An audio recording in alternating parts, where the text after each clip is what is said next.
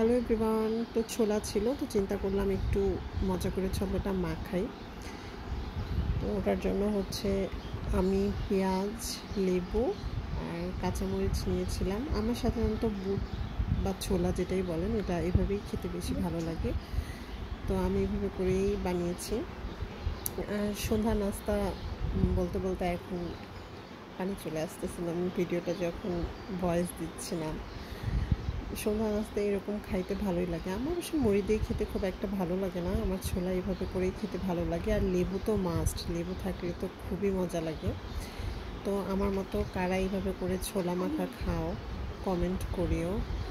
আর আজকে অনেক শর্ট একটা ভিডিও দিয়েছি, অনেক দিন পরে দিলাম, হয়তো বা 2-3 দিন দেওয়া হয়নি।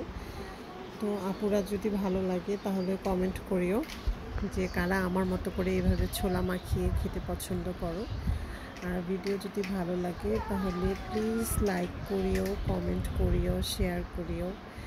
কারণ আমি তোমাদের কমেন্ট থেকে ইন্সপায়ার হয়েই ভিডিওগুলো দেই, ভালো লাগে দিতে, অভ্যাস হয়েছে এখন।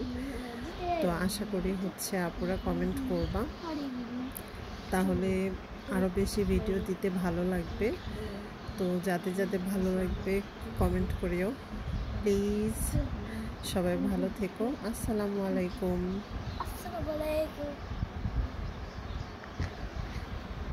আসসালামু আলাইকুম।